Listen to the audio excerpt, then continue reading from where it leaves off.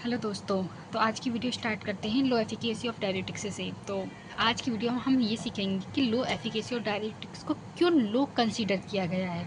इसका सब क्लासिफिकेशन है पोटेशियम स्पेरिंग डायरेटिक्स।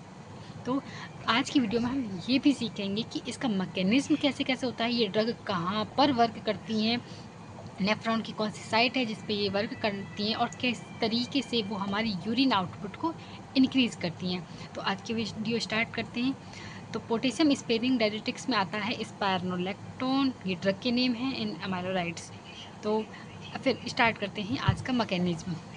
तो मैकेनिज्म में ऐसे होता है कि जो इतना भी सोडियम फ़िल्टर होके कलेक्टिंग डक्ट में आता है, तो वो क्या होता है कि उस पे प्रेजेंट होती है principal cells collecting duct tube के पास, जो क्या करती है, जिसके पास होता है sodium channel and potassium channel and sodium potassium pump. Sodium potassium pump क्या करता है, सोडियम पोटेशियम पंप सोडियम को ट्रांसफ़र करता है इंटरेस्टियम स्पेस में, एंड सोडियम चैनल क्या करता है, सोडियम चैनल ट्रांसफ़र करता है कलेक्टिंग डक्ट से प्रिंसिपल सेल के अंदर।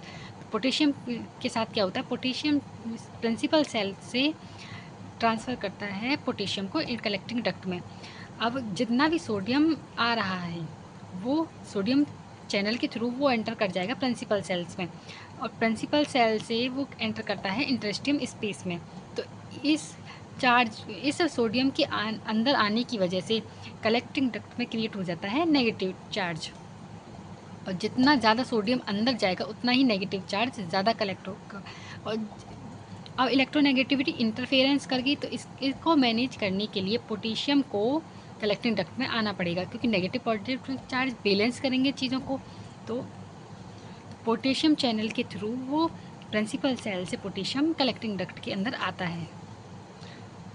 ये हुआ एक प्रोसेस। अब इसमें एक रिसेप्टर और प्रेजेंट होता है जो कि इस फंक्शन को इंक्रीज़ कराने में हेल्प करता है, जिसमें होता है एक प्रिंसिपल सेल के प्लाज्मा में एक रिसेप्टर प्रेजेंट होता है जिसका नाम है मिनरल कॉर्टिकॉइड रिसेप्टर, जो क्या करता है, जो हमारी अल्डोस्टेरोन से रिएक्ट करता है, एक कॉम्प्लेक्स बनाता है। अब ये है अल्डोस्टेरोन। अल्डोस्टेरोन कहाँ से निकल के आता है, अल्डोस्टेरोन निकल के आता है एड्रेनल कॉर्टेक्स से। तो ये जब एंटर करता है प्रिंसिपल सेल में, तो ये मिनरल कॉर्टिकॉइड के साथ एक कॉम्प्लेक्स बनाता है, और वो mineral corticoid receptor plus अल्डोस्टेरोन enter कर जाते हैं प्रिंसिपल सेल के न्यूक्लियस के अंदर।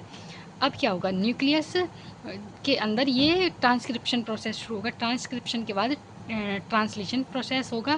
ट्रांसलेशन में एक प्रोटीन बन के तैयार होती है जिसको कहते हैं AIP। इस प्रोटीन का नाम है अल्डोस्टेरोन इंड्यूस प्रोटीन।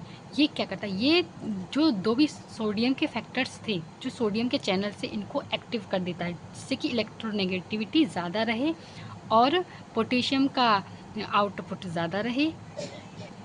अल्डोस्टेरोन इंड्यूस प्रोटीन क्या करता है, सोडियम पोटेशियम पंप को एक्टिव कर दिया है, तो जिससे कि चीज़ों का या सोडियम का इंटरेस्ट स्पेस में मूवमेंट ज़्यादा हो जाता है, और सोडियम चैनल को भी एक्टिव कर देता है जिसमें इसका मूवमेंट भी ज़्यादा हो जाता है, जिसकी वजह से इलेक्ट्रोनेगेटिविटी और ज़्यादा हो जाती है। ऑस्मो डिफ्यूज़न होता रहता है पोटेशियम का किसमें, कलेक्टिंग डक्ट में। ये हो गई नॉर्मल फिजियोलॉजी। अब क्या होगा कि अब ड्रग कैसे वर्क करती है। ड्रग क्या करती है कि जो भी ड्रग है, जैसे मैंने इसमें एग्जांपल में ली है स्पायरोनोलैक्टोन। स्पायरोनोलैक्टोन क्या करती है कि वो एल्डोस्टेरोन साइट पर, एल्डोस्टेरोन रिसेप्टर्स पर जाके कॉम्प्लेक्स बना लेती है, जिसकी वजह से ये फर्दर प्रोसेस बंद हो जाती है। तो फर्दर प्रोसेस अगर बंद हो जाएगी तो क्या होगा कि जो इलेक्ट्रोनेगेटिविटी क्रिएट हो रही थी सोडियम अंदर आने के लिए, वो रिड्यूस हो जाएगी, वो कम हो जाएगी, जिसकी वजह से क्या होगा कि पोटेशियम का एक्सक्रीशन लेवल कम हो जाएगा और सोडियम का एक्सक्रीशन ज़्यादा हो जाएगा, क्योंकि चैनल्स की जो फंक्शन फंक्शन जो बढ़ा दिया जा रहा था, इन्हेंस कर दिया जा रहा था, वो बंद हो जाएगा।